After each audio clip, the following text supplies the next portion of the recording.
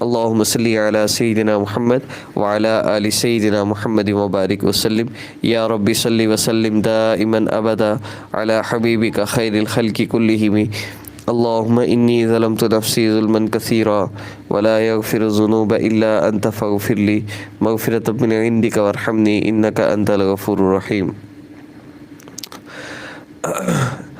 ایک بھائی ہے التمش، فرما رہے میں بہت پریشان ہوں، میری جاب تھی شاید جاتی رہی، اب دوبارہ حاصل ہو جائے، کوئی جاب مل جائے تو اس کے لیے آپ ہمیں کوئی عمل بتا دیں۔ اللہم صلی علی سیدنا محمد وعلی آل سیدنا محمد وبارک وسلم۔ اس کائنات کے اندر موجود ہر انسان کا ہر مسئلہ، ہر پریشانی، ہر تکلیف کو دور کرنے والی ذات اللہ رب العزت کی ذات ہے۔ اللہ پاک کے سوا نہ کوئی پریشانیوں کو، تکلیفوں کو، مصیبتوں کو دور کر سکتا ہے، اور نہ کسی کے اندر اتنی ہمت اور استطاعت ہے، اور نہ کوئی اتنی طاقت رکھتا ہے۔ اللہ رب العزت تمام طاقتوں والے ہیں۔ اللہ پاک 2 پاؤں پر چلنے والوں کے مالک، 4 پاؤں پر چلنے والوں کے مالک، اڑنے والوں کے مالک، تیرنے والوں کے مالک، بہنے والوں کے مالک، زمین و آسمان کے مالک، چاند سورج ستاروں کے مالک، ہواؤں کے مالک، فضاؤں کے مالک، اور جو کوئی اس کائنات کے اندر ہے اس کے مالک۔ سورج کو اپنے امر سے نکالا، چاند کو اپنے امر سے نکالا۔ سورج اپنے اللہ رب العزت کے امر سے غروب ہوتا ہے، چاند کا بڑھنا گھٹنا اللہ کے امر سے ہے، چاند کا غروب ہونا بھی اللہ کے امر سے ہے، ہواؤں کا چلنا اللہ کے امر سے ہے، اور بارشوں کا برسنا اللہ کے حکم سے ہے۔ بارشوں کا برسنا، بادلوں کا کڑکنا، بجلی کا کڑکنا اور بادلوں کا گرجنا اللہ رب العزت کے امر اور ارادہ سے ہے۔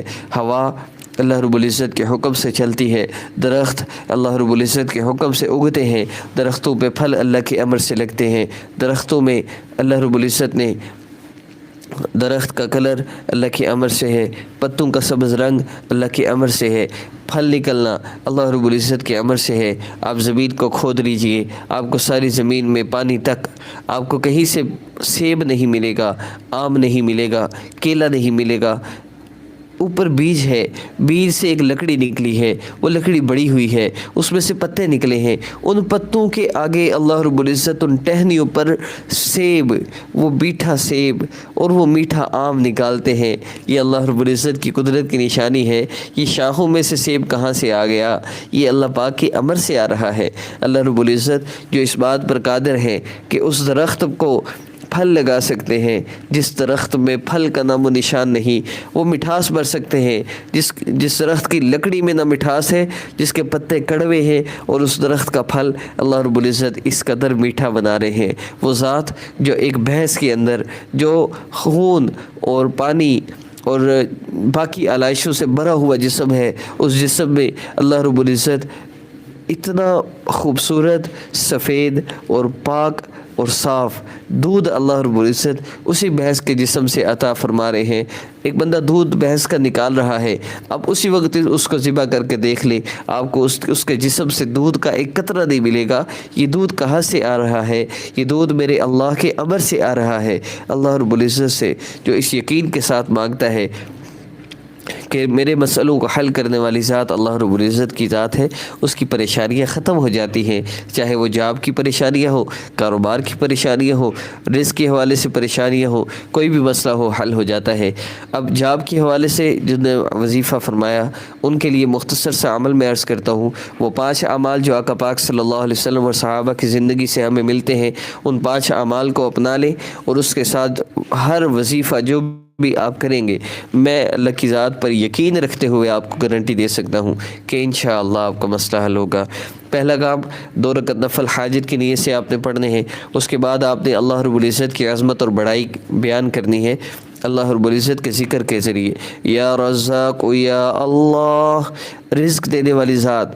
اب اس میں جب آپ یا رزاق یا اللہ پڑھے ہو تو آپ کے ذہن میں ہو اتنی بڑی مخلوقات کو رزق دینے والی ذات، اور اتنی بڑی مچھلیوں کو پالنے والی ذات، جنگلوں میں درندوں کو پالنے والی ذات، اور جو تازہ خون پیتے ہیں ان کو تازہ خون پلانے والی ذات، جو تازہ گوشت کھاتے ہیں تازہ گوشت کھلانے والی ذات، مچھلیاں جو ٹنوں کے حساب سے، منوں کے حساب سے خوراک لیتی ہیں ان کو خوراک پہنچانے والی۔ یا رزاق یا اللہ، وہ رزاق ذات میرا مسئلہ بھی حل فرما دیں گے۔ اور اللہ پاک نے تو ہمارے رزق کا ذمہ لیا ہے، ہم صرف دنیا کے پیچھے دوڑے ہیں، ہمیں اپنی آخرت کی کوئی پرواہ نہیں۔ ابھی سانس نکل جائے کوئی تیاری ہے؟ آج رات سوئے صبح آنکھ نہ کھلے کوئی تیاری ہے کہ اللہ رب العزت سے صلح کر لی، کیا نمازیں پوری کر لی ہیں، کیا روزے پورے ہیں، کیا اللہ رب العزت کا تعلق ہے، کہ اللہ پاک سے مانگ لیا ہے، کہ اللہ پاک کو راضی کر لیا ہے، کیا محبوب صلی اللہ علیہ وسلم کی سنتوں کو اپنا لیا ہے؟ دنیا کی فکر کریں لیکن اسباب کی حد تک، آخرت کی فکر کریں، جہاں جانا ہے اس کی فکر میں لگ جائیں گے، اللہ دنیا کی فکریں اپنے ذمہ لے لیں گے، اللہ پاک دنیا کی فکروں سے آزاد کر دیں گے۔ اپنی آخرت کی تیاری بھی ضرور کیجیے، خالی ہاتھ یہاں سے ہرگز نہ جائیے، بڑی مشکل گھاٹیاں ہیں آگے۔ تو جاب کے لیے میں عرض کر رہا تھا 2 رکعت نفل حاجت کے لیے سے پہلا کام، دوسرا کام یا رزاق یا اللہ کا ذکر 33 مرتبہ، دوسرا کام، تیسرا کام آقا پاک صلی اللہ علیہ وسلم پر ذکر کرنے کے بعد جتنا ہو سکے درود پاک پڑھیں، اور چوتھا کام درود پاک پڑھنے کے بعد آپ نے اللہ رب العزت سے کم از کم 2 سے 5 منٹ آپ نے دعا کر لینی ہے۔ عمل کی خاص اجازت کے لیے میرے چینل کو سبسکرائب کر کے بیل آئیکن کو پریس کر لیں تاکہ ویڈیو اپلوڈ ہو آپ کو نوٹیفیکیشن ملے۔ اور جو 5واں کام ہے وہ یہ ہے کہ جب عمل مکمل ہو جائے تو اس کے آخر میں آپ نے 3 مرتبہ درود پاک پڑھنا ہے۔ انشاءاللہ اللہ رب العزت آپ کے بڑے سے بڑے مسئلے کو حل فرما دیں گے، آپ کی بڑی سے بڑی پریشانی کو دور فرما دیں گے، جاب کے لیے انتظام ہوگا، بہترین جاب انشاءاللہ ملے گی، اور اللہ رب العزت ہر طرح کی تنگی سے، تکلیفوں سے، پریشانیوں سے نکالیں گے۔ اللہ پاک سے وظائف کے ذریعے مانگیں لیکن اللہ پاک سے اپنا تعلق بھی مضبوط کریں، نماز کی پابندی ہو، اللہ پاک کی نافرمانیاں بالکل چھوڑ دیں۔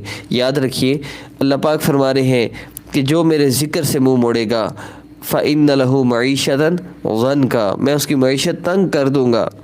معیشت تنگ کیا ہے؟ پیسے موجود ہے، دل تنگ ہے، ہر وقت پریشان ہے، کبھی ادھر نکل گئے، کبھی ادھر لگ گئے، کبھی ایسے ہو گیا ویسے ہو گیا۔ رزق کی تنگی سے انسان پریشان ہوتا ہے، چاہے جتنا ہی پیسہ کیوں نہ ہو۔ اس لیے اللہ رب العزت کے ذکر سے منہ نہیں موڑنا، ہم نے اللہ رب العزت کو اعمال کے ذریعے راضی کرنا ہے۔ اللہ پاک کو اعمال کے ذریعے راضی کر کے ان اعمال کے ذریعے اللہ رب العزت سے مدد چاہنی ہے، اللہ پاک سے اپنا مسئلہ ہم نے حل کروانا ہے انشاءاللہ۔ جو بندہ بھی اس عمل کو ان اعمال کی ترتیب کے مطابق کر لے گا اس کا بڑے سے بڑا مسئلہ انشاءاللہ حل ہو جائے گا۔